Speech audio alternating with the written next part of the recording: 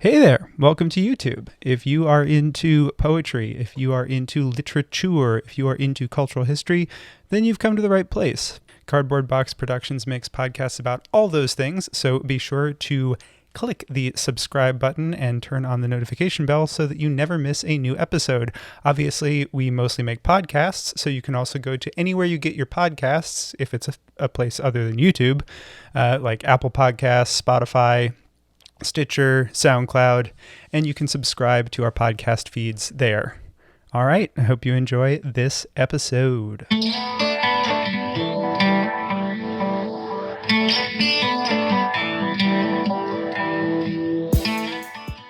Hello and welcome to Close Talking, the world's most popular poetry analysis podcast from Cardboard Box Productions Incorporated. I am co-host Jack Rossiter Munley, and with my good friend Connor McNamara Stratton, we read a poem, talk about the poem, and read the poem again. Before we get into today's selection, a quick note that if you like what we do here at Close Talking and have a spare minute of your time, it would mean the world to us if you would give the podcast a rating and review on Apple Podcasts. Those ratings and reviews help boost us up the algorithm and find new listeners. And if you have suggestions for future episodes or comments on this one, you can send us an email at closetalkingpoetry@gmail.com.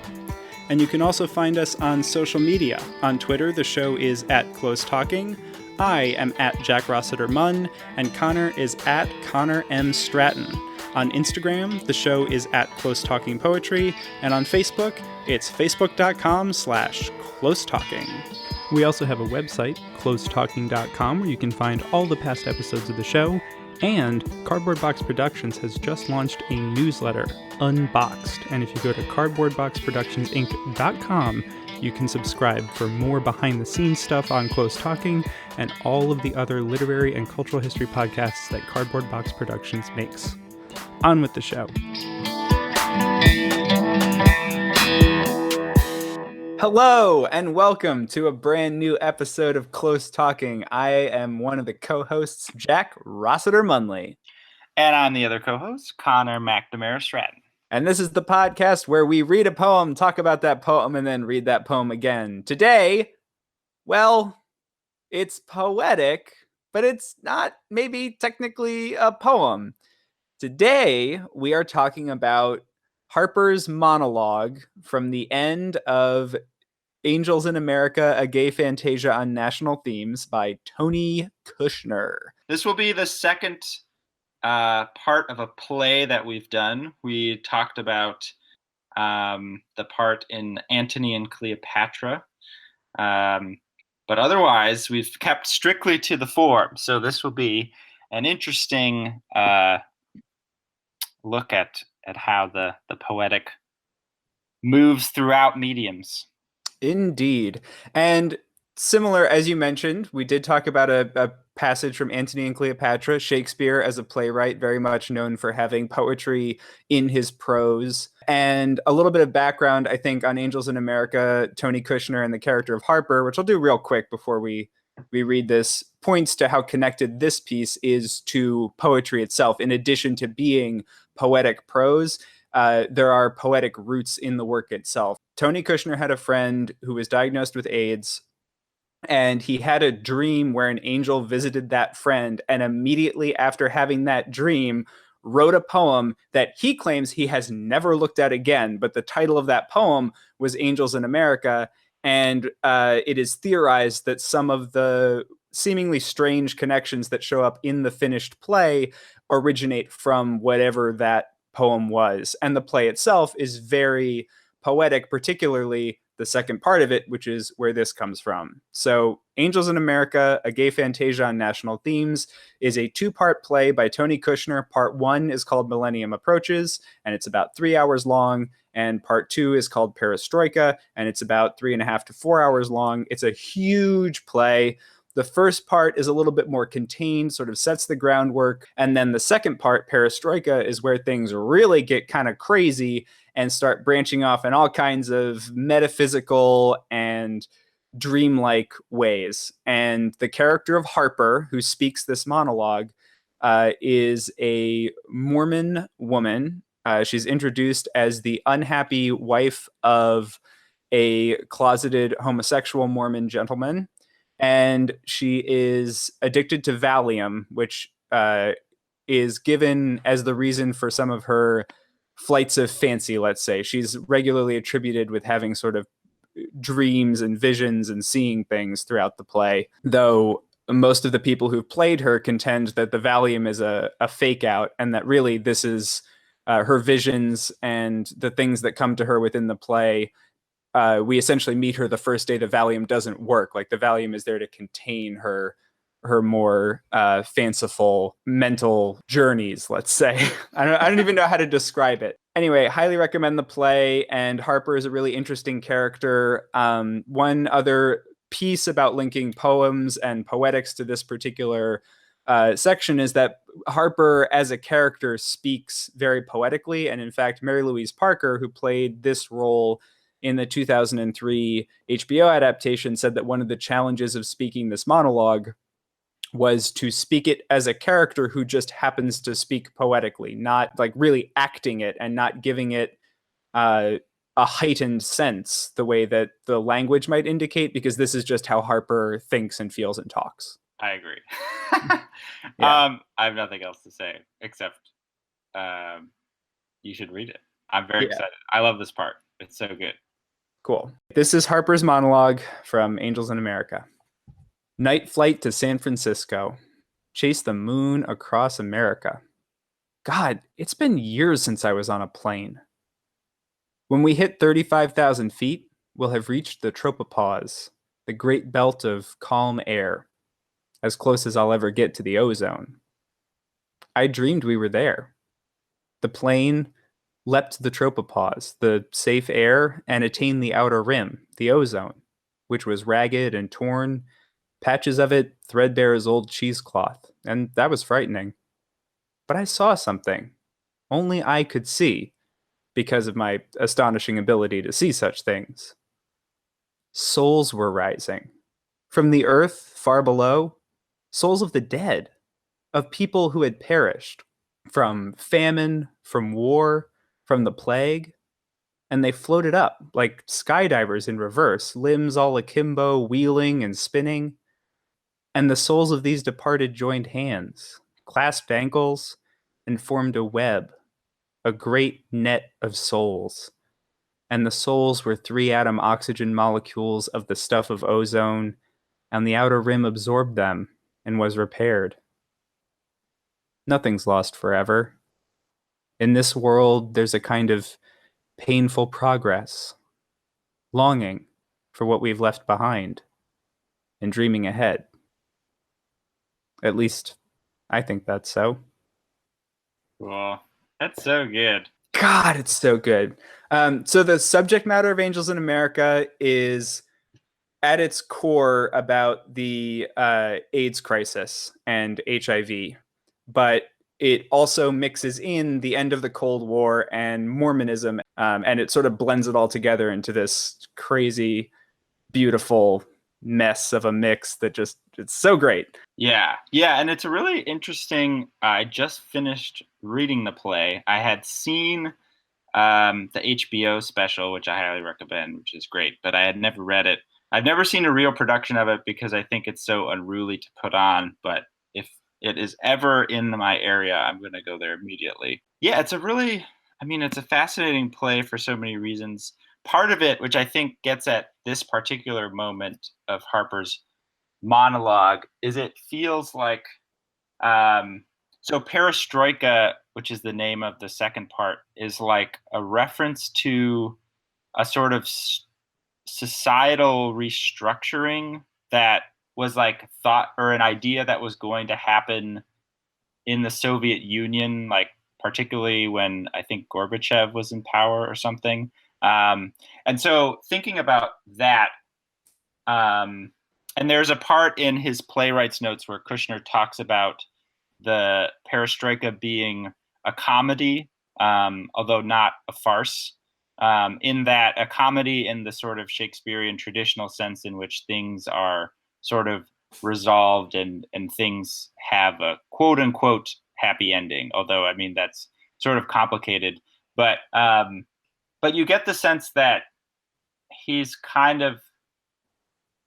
trying to like order an idea of America, or come up with sort of like a positive vision. But I think the interesting part about the play is that he's also trying to reckon with like the absolute worst of America. Um, the having it, in the middle of the AIDS crisis, with the total sort of uh, homophobic like vilification of people who are gay and who are queer, with the total like abandonment of them as many of them sort of died. But also it's a big reckoning with race in America too, and sort of the um, just the horrible racial legacy of America that it's sort of founded on. And it's an interesting. It's I like to think about that when I think about how big the play is at 7.5 hours, because it's like this is like how much time Kushner thinks is needed to like finally come up with a positive vision for America, which is interesting. But when we get Harper here at the end, to me this is like the last thing that she says basically, and she's on a night flight to San Francisco, which in this play is also kind of heaven, because another character visits heaven and it looks like a sort of shabby version of San Francisco. And there's also a period right before that where one character asks another to describe the afterlife, and it's later revealed that the person's talking about heaven, and they say that it's a city not unlike San Francisco. So there's a consistent theme of San Francisco and heaven being linked, because the play itself takes place in New York, Right. in the fall of 1985 into the January of 1986. Yeah. Yeah. And also here the moment where she says she's seeing the souls rising, of the dead, of people who had perished from famine, from war, from the plague. The plague also has a specific resonance to AIDS as a plague, where there's a moment when Prior Walter, he comes from a long line of Prior Walters or whatever, and they visit, two of his like ancestors visit him.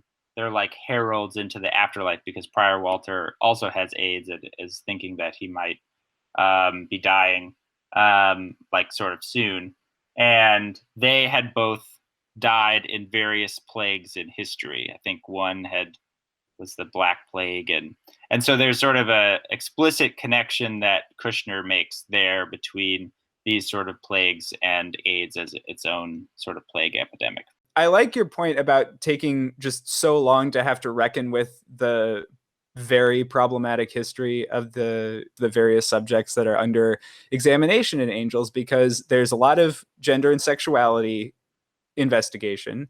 There's political questions, there's racial questions, and there's religious questions, all of which are dealt with somewhat separately, but they intermingle in a way that they do in reality. And Harper's character, less so than any of the others, like she doesn't really fit specifically into any one of those conversations. Because each of the other characters is struggling in some specific way with one or more of those identities. And Harper is sort of working against her Mormon upbringing, but we learn that she's always been out of step with traditional Mormonism and doesn't really feel like she's a part of that world in the way that the other characters who are really dealing with it are. So it's interesting to have this piece from her at the end to get her take on a lot of the themes and subjects that the play grapples with, because her character doesn't naturally speak to any one of them in the way that the others do at various points. Yeah, that's a really good point. Yeah, in some ways I see her, although I think she does a lot of things, but as the kind of like the sort of lyric, like the true lyrical voice of the play, I guess. And I think that in a way that because she is somewhat, she's involved in a sort of dramatic conflict with her husband, who's, like very conflicted about being gay and like being in the closet about it, and at one point sort of leaves Harper, and actually for quite a while leaves Harper, and so there is sort of a specific dramatic conflict that she has. But in terms of the political resonances, she is kind of removed, and in that way, I think it allows her to in some ways go higher. She's on a plane tens of thousands of feet above the country she's speaking on, and she's not even just talking about the United States. She's talking about the whole world. Yeah, and this is great. It's like toward very end of the play, or pretty much near the end, Act 5, Scene 10, and the description of the like how it should be staged is also great. It's like the same night, Lewis and Pryor, who are other characters, remain from the previous scene. Joe is sitting alone in Brooklyn. Harper appears. She is in a window seat on board a jumbo jet, airborne, which I love. It was so I got to see the run of Angels that's on here in New York right now with Andrew Garfield and Nathan Lane. Yeah, curious. But the way that they staged this is they just had her in an airplane seat and nothing else, and a spotlight on her on stage, and that was very effective. That's good. That's great. It was incredible. But yeah, the staging is an interesting question because she's totally alone, just sort of speaking. Yeah, and it's a great moment. So like right before that, she leaves Joe, finally, her husband. And so here she reappears along. It's a nice moment because she's sort of alongside Joe. I presume, or it depends on the staging, but at least the way that it's written. But Joe has no voice in this scene. It's like totally her moment. And it's such a great, like, theatrical specific kind of moment where I've been thinking about this a lot, where the great thing about the stage is that everyone is in the same place, even if, you're pretending that they're in different places. And that kind of like one space being many spaces is like, I think, totally unique to theater as a genre. And so the fact that, you can have Harper give this monologue that's totally her own monologue, and we have no expectation of anyone responding to it. But then the fact that she can be sort of nearby, the character, her husband that she's left, is like, I imagine would be so effective visually as sort of like, a reminder of where she's left and where she's going. Definitely. And the fact that the previous scene, as you noted, is an interaction between the two of them where she essentially says, I'm leaving, give me your credit card, this is it, goodbye, I'm traveling. Which also highlights this central tension in the play and kind of in her relationship with Joe. The play is very interested in movement versus stasis and progress versus control and regression. And so that shows up in a couple of different places in different ways. Joe, her husband, is a conservative Republican. And beyond that, he's also very interested, not just politically and ideologically, but also personally in a sense of stasis and sameness. Whereas from the very first scene where she's introduced, Harper is interested in travel and movement. And one of the first visions she has is of this guy who is Mr. Lies from the International Order of Travel Agents. And so the whole play has sort of been building up to Harper finally going on a trip and really being in motion.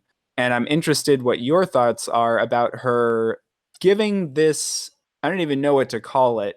Because the way it ends, it almost ends up being a prediction of what will come, or a statement about the project of the world almost, and what it means that she is giving this while she is in motion, in between spaces, in such a liminal realm of like, she's not in the ozone layer and she's not in the earth, she's in the tropopause, this like calm belt of air between two places. She's in a plane, she's not in New York, she's not in San Francisco, she's over Ohio or Nebraska or something. Like what do you think it means that she's, we'll dig into what she's actually saying obviously, but what do you think it means that she's saying it while she's in transit? Yeah, that's a great question.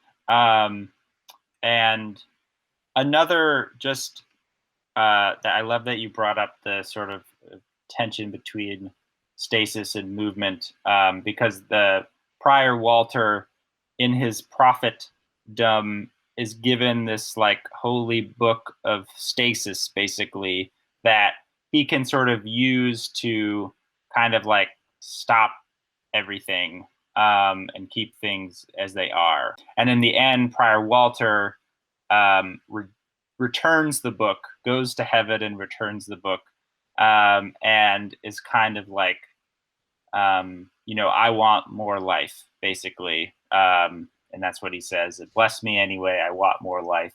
And, I want to live past hope. And so I feel like Harper is saying a similar kind of thing where there's this, it's different, but in this world, there's a kind of painful progress or whatever. And so the progress, which, as we've seen in the play, is terrible, or what is moving, is terrible if we think about the movement of, illness, for sort of example. But the progress itself is sort of essential, I think, for Harper and for Kushner. And so the fact that Harper is, in the tropopause, which is like between, the troposphere, which is the lower level, and the stratosphere, which is the upper level, and is going toward the ozone layer, and is in the plane, and is in this like liminal space, sort of makes her an embodied like representation of something progressing. That is, she's not the beginning and she's not the end, and she's just movement itself. So that sort of feels important. I really like that. And I think it fits so nicely as well with her character's relationship to reality, where she's been moving in and out of what we would recognize as a real world. She's very much a traveler between the world as it exists around her and the world as she imagines it. And it feels like here there's a sort of synthesis between those two things where her ability to see things that may not be apparent to everyone is here not showing up the way it has before. Here it is a melding of how the things that she sees represent the way reality works. It's almost as though in her progression through the play, there's a lot of talk about prophecy, and prior, as you said, he gets this book and becomes a prophet for a while. But that Harper here is almost in melding her ability to see things with an understanding of the real world, has attained a level of like prophetic insight where the statements that she's making here are about stuff that you or I might not see, but because of how it's constructed within the play, and particularly, as you pointed out, how she puts the button on it about painful progress, it connects it back to something that is real. And it connects it back to the world, making the things that she saw an insight about reality as opposed to an escape from it, as they have been sometimes previously in the play. Yeah. Yeah. No, I think that's exactly right. Yeah, it's such an interesting moment, especially in sort of the last moment when she's describing, what she sees, souls were rising. Kind of like the general idea behind it is that the sort of the souls of the dead rise up and become a part of the ozone layer, which is and then sort of in that way become a kind of, the way that the ozone layer protects us from the ultraviolet rays and all this stuff. The souls of the dead become this kind of like protective aura around us. And that's kind of the vision that she has.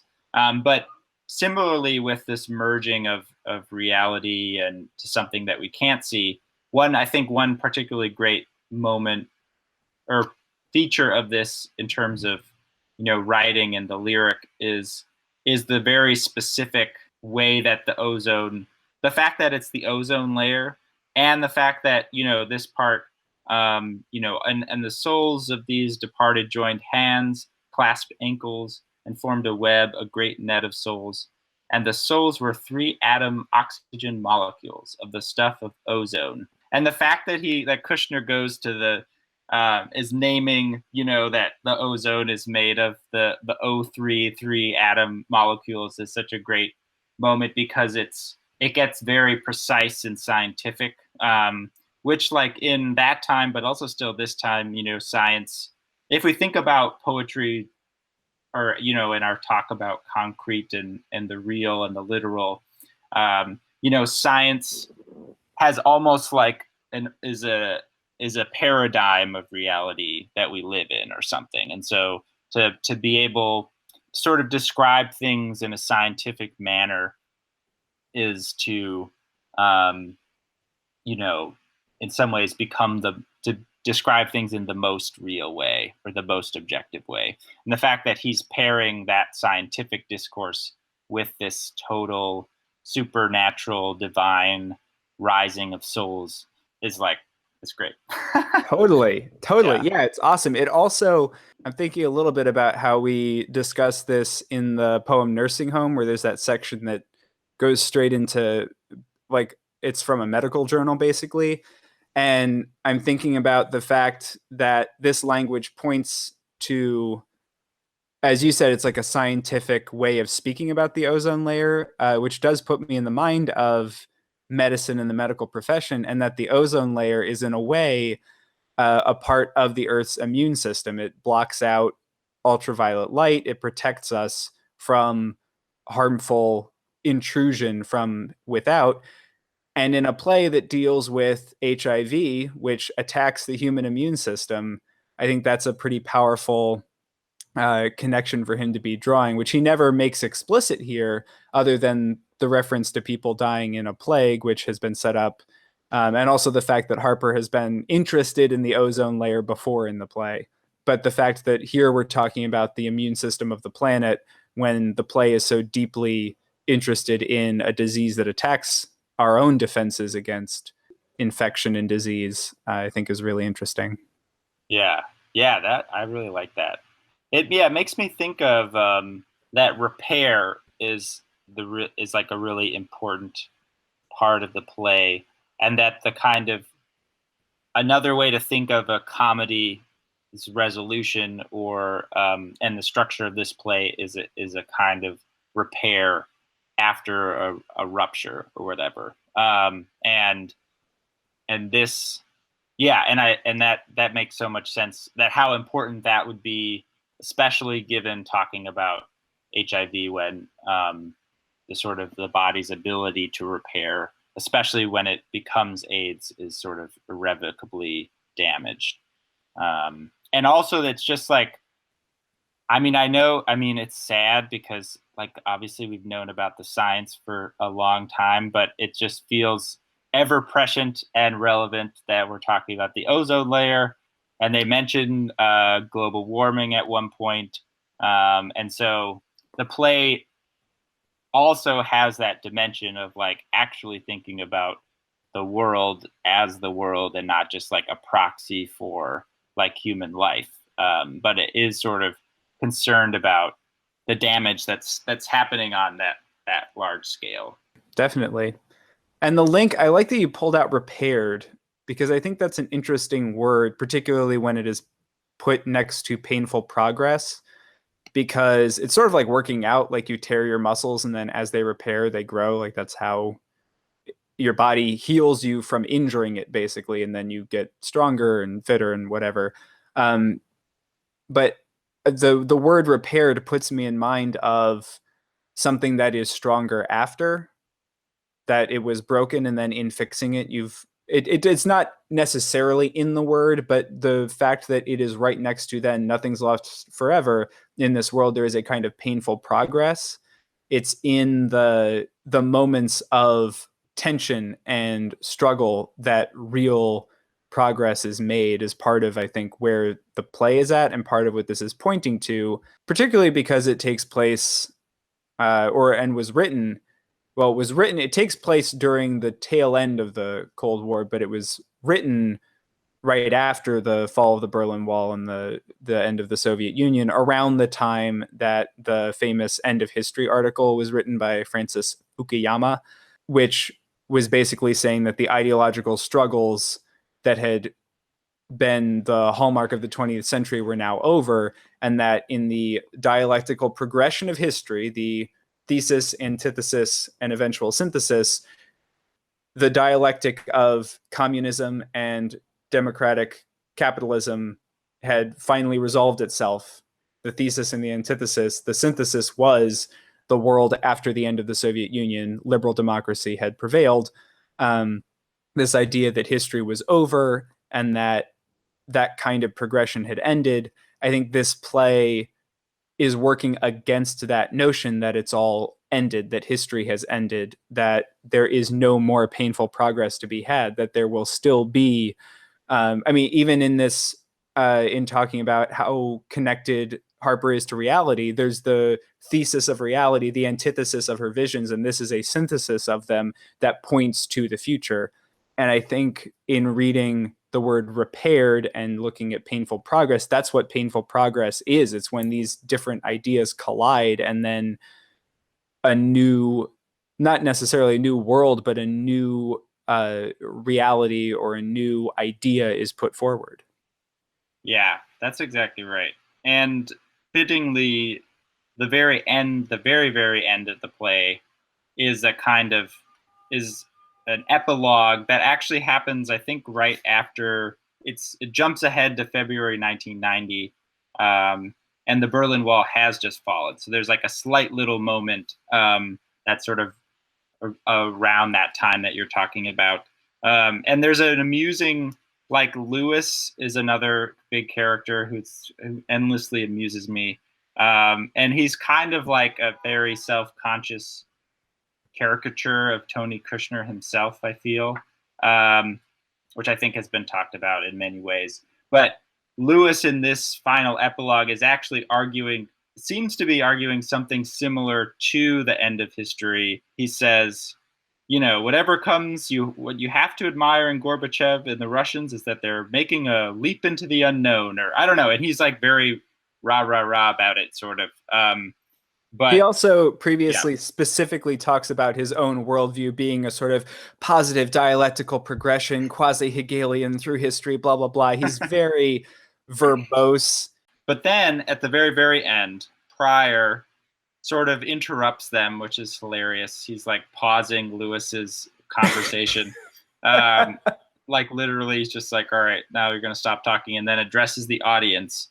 And his like sort of end line is, by now you are fabulous creatures, each and every one, and I bless you, more life, the great work begins. Yeah, it just seems right in terms of what you were talking about, the painful progress and the rejection of this idea of the end of history, is that, as we come to the end of this play, it's actually, the beginning, or we finally are able to begin again or something. And that there's so much work to be done. And I think about like Fantasia too. We talked about poems as events or something, rather than being about things, and so their art is also kind of like dreaming in that way, where you're not quite acting out, you're not quite working towards something or doing something per se, but you're also not theorizing exactly, and you're envisioning something in a hypothetical way, but in a way that's sort of governed by what you desire. Harper is kind of the ultimate dreamer, I guess, which feels important, and feels like, it seems like important for the play, especially for Pryor Walter, where it's like he has this moment when he's sort of rejecting that book of stasis. He says, I've lived through such terrible times, and there are people who live through much, much worse, but you see them living anyway. When they're more spirit than body, more sores than skin, when they're burned and in agony, when flies lay eggs in the corners of the eyes of their children, they live. Death usually has to take life away. I don't know if that's just the animal. I don't know if it's not braver to die, but I recognize the habit, the addiction to being alive. We live past hope. If I can find hope anywhere, that's it. That's the best I can do. It's so much not enough, so inadequate, but bless me anyway. I want more life, which I also love. But it does seem like there's a kind of knowledge that sort of actual theory or like sort of legitimate hope, I don't really know what that means, in things getting better seems like both sort of foolish but also totally wrong and inaccurate, when things are as horrible as they are. Yet there's still something that keeps you going. That living past hope is the sort of the dream, kind of, that isn't the action per se, but isn't rooted in the sort of rational, theoretical, blah, blah, blah. And I think that probably ties into the fact that all of the souls of the dead that are floating up are people who've perished by pretty violent means: famine, war, plague. I mean, these are not just anybody who's died is floating up to do this repair work. These are people who met a violent or a difficult end. And I think that is exactly right. It is that they, in some way, lived past hope. They fought against death. They chose life before eventually dying. And that whatever the soul that is left is the strong soul that is the stuff of ozone that will then continue to repair and protect the world. That it is that sense of hope that they leave behind, that their struggle for life is an example of, that can then help others see the painful progress of the world, that they can long for what was left behind, long for the life that is no longer there, but dream ahead to a world where maybe that life doesn't have to be lost at all. And in fact, nothing's lost forever, is the conclusion that Harper comes to. Yeah, I love that. And I also love, it's just such a beautiful, the language is just so beautiful. And so lyrical, especially, so people who had perished from famine, from war, from the plague, and they floated up like skydivers in reverse, limbs all akimbo, wheeling and spinning, which is just amazing. I mean, what a cool image of skydivers in reverse. And especially I love that it's like reverse. Yeah, it's like reverse falling, which already feels reverse in itself. And limbs all akimbo. I don't know, great. Just like we're bent everywhere. But the sounds are so good. And yeah, that just feels like really great. Yeah, because you could say like spread eagled or something, but doesn't feel the same. Yeah. Yeah. And that makes me think of, this is like slightly a tangent, but especially because we're talking about something that's not a poem, but we're still talking about something like the poetic or whatever. There was this great moment that I found in this interview with the short story writer, Stuart Diebeck, who also writes poetry. And he had this idea that I really haven't found in other places, and I'm kind of curious about it because I think it's very interesting. But he was talking about how he likes to think about modes rather than genres. In that you have, like, say you have your genres, narrative or fiction, poetry, theater, plays, whatever. Each genre has kind of like a natural mode to it. And he lays out 3 modes, although there's probably more, as like the narrative mode, the lyrical mode, and the dramatic mode. And And so obviously the narrative mode is natural to the fiction genre. The lyrical mode is natural to poetry. Dramatic is natural to narrative. But they're things that every genre can like move in and out of. And sort of that, like, one way to think about um, art and how it's working is like the way that it's moving in between modes. And so, like, in this moment, I think is the moment when the play, which it does sort of a lot in Perestroika, is moving out of the sort of natural dramatic mode into the kind of lyrical mode. I just wanted to read a little bit about it. So he says, each mode thinks in a different way. For instance, compare the lyrical and narrative. The narrative works through telling stories, which means putting events along a chronological line. The great power of the narrative is that when you put an event on the line, you are strongly implying cause and effect. You're saying that at 10 o'clock he brushed his teeth with Crest instead of the preferred Colgate, and as he brushed his teeth, he got enormously angry at his wife, and at 11 o'clock he went in and strangled his wife. You can say, shit. yeah, which really got out of hand there as My an word. example. Yeah, you say that one caused the other just because you link them on the narrative line. So that's sort of like that kind of writing is a kind of thinking that like fiction or things that are in a narrative way are sort of working. And then he says the lyrical, and this connects a lot to what we were talking about, works like a dream does through association, metaphorical thinking. Poetry is the vehicle for metaphorical thinking, the bringing together of unrelated things. Then the part that I think is interesting, or especially interesting, is the way that he talks about modes in terms of time. This will be the last part that I'll read. So he's talking about James Joyce's story, The Dead. I would look at a story by Joyce, a story I love, The Dead, and I see all those modes in that story, not just the narrative mode. It made me more aware of the treatment of time.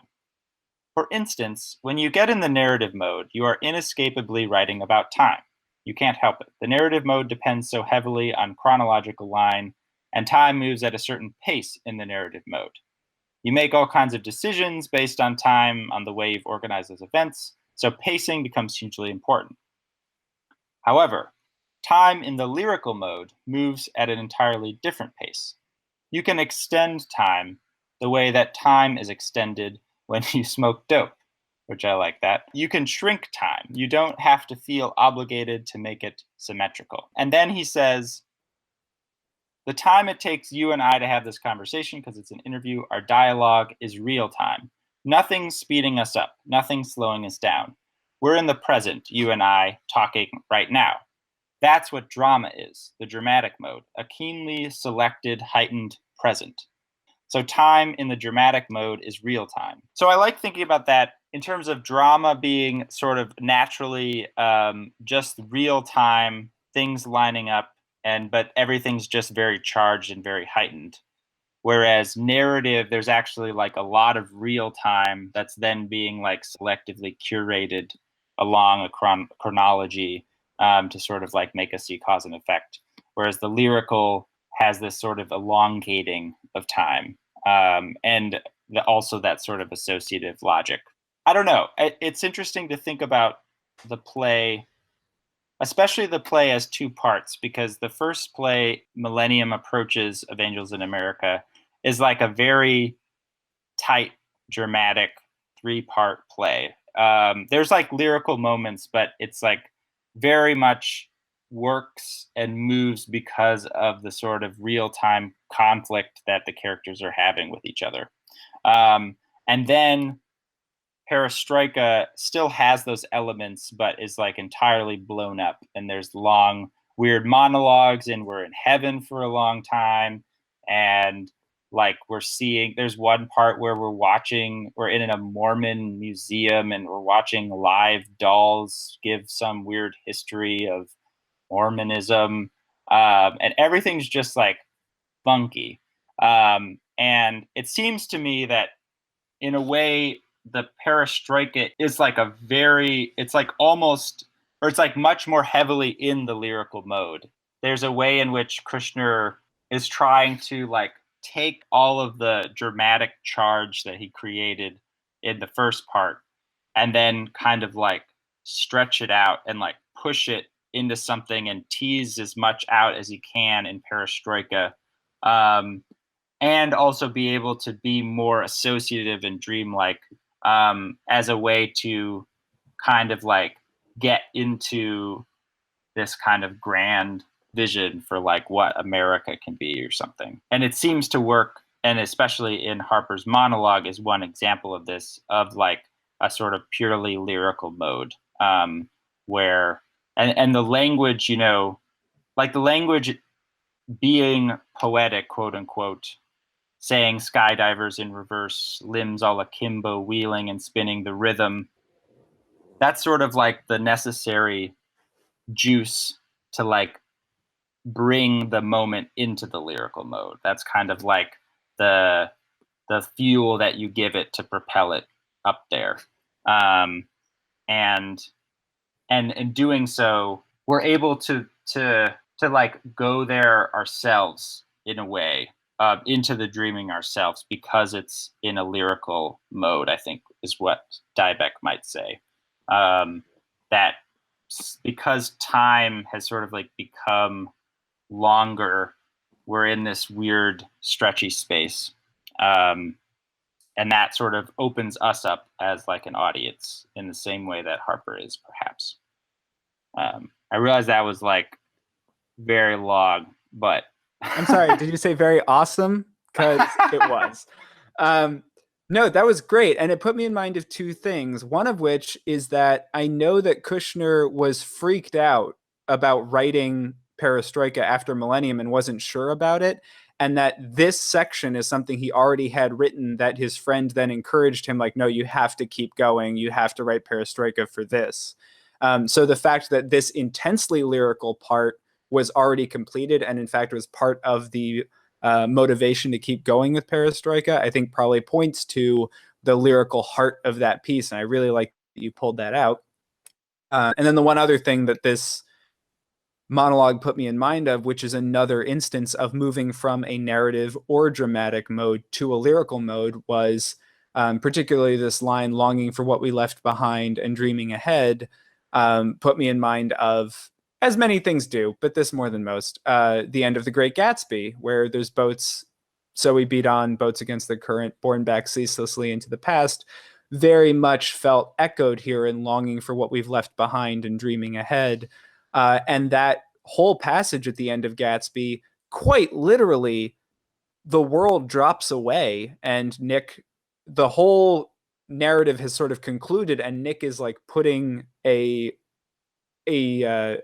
overlay to it, a thematic and a theoretical overlay, where he's talking about how the houses melt away and he sees the green breast of the new world that once flowered before Dutch sailors' eyes.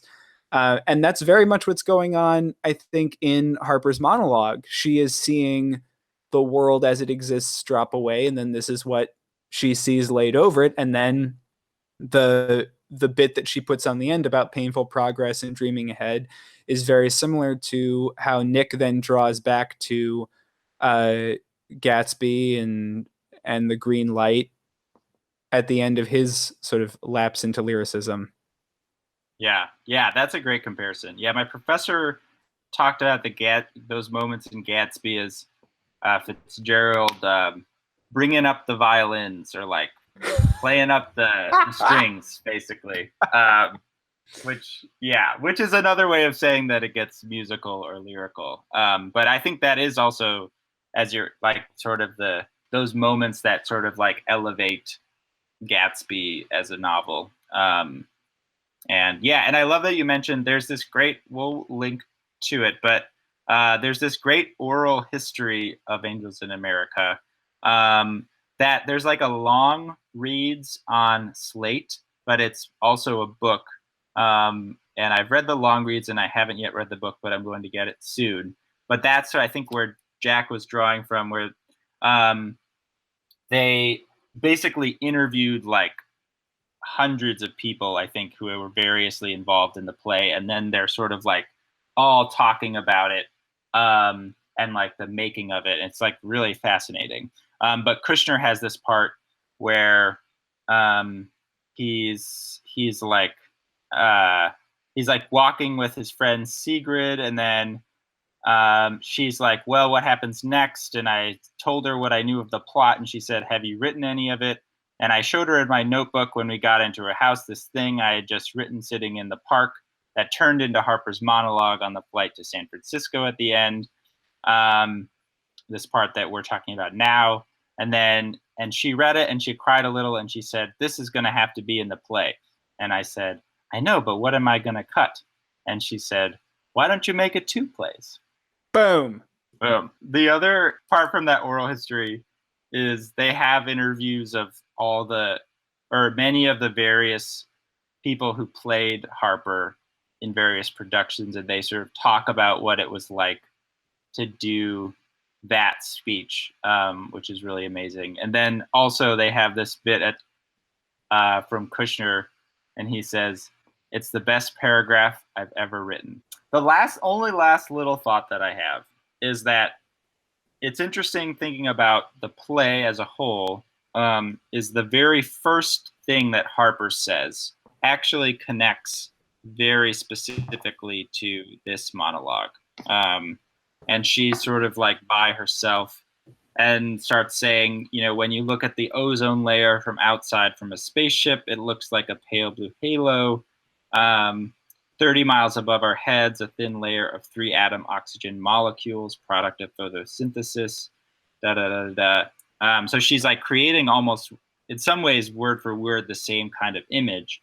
But in the beginning, she sort of ends that saying, it's a kind of gift from God, a blue-green nesting orb, a shell of safety for life itself, which sort of returns again. But then she says, but everywhere, things are collapsing, lies surfacing, systems of defense giving away.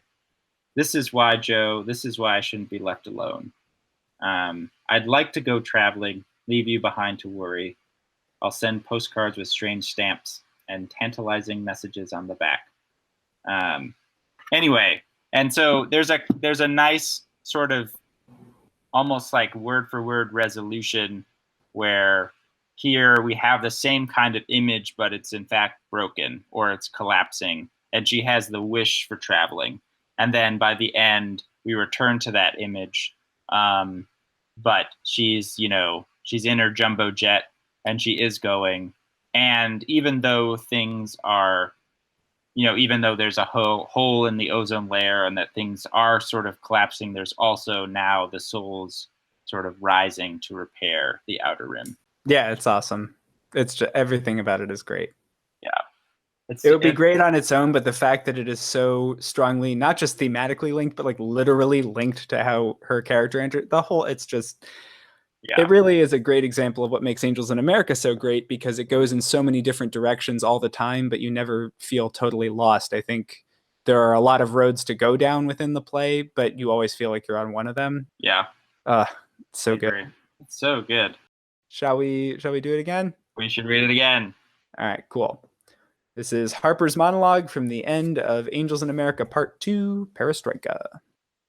Night flight to San Francisco. Chase the moon across America. God, it's been years since I was on a plane. When we hit 35,000 feet, we'll have reached the tropopause, the great belt of calm air. As close as I'll ever get to the ozone. I dreamed we were there. The plane left the tropopause, the safe air, and attained the outer rim, the ozone, which was ragged and torn, patches of it threadbare as old cheesecloth. And that was frightening. But I saw something only I could see, because of my astonishing ability to see such things. Souls were rising. From the earth, far below, souls of the dead, of people who had perished from famine, from war, from the plague, and they floated up, like skydivers in reverse, limbs all akimbo, wheeling and spinning, and the souls of these departed joined hands, clasped ankles and formed a web, a great net of souls. And the souls were 3 atom oxygen molecules of the stuff of ozone, and the outer rim absorbed them and was repaired. Nothing's lost forever. In this world, there's a kind of painful progress, longing for what we've left behind and dreaming ahead. At least, I think that's so.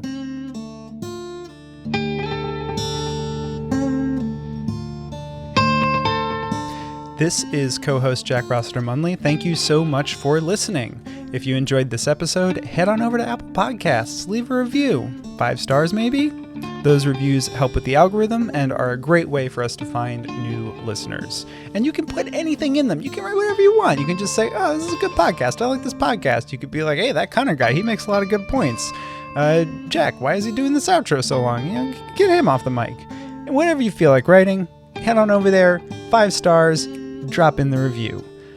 Do you have thoughts about this poem? Is there a poem or poet you'd like us to cover on a future episode? Well, we'd love to hear from you. And there are tons of ways that you can get in touch with us. I mean, I guess you could drop it into an iTunes review. You could be like, 5 stars. Hey, why don't you talk about insert name of poet here? But you can also send us an email. That's probably the best way to do it. closetalkingpoetry@gmail.com is our email address. Or you can find us on Twitter. I am at Jack Rossiter Munn. Connor is at Connor M. Stratton. And the show is at Close Talking. On Instagram, you can find us there too. We are at Close Talking Poetry.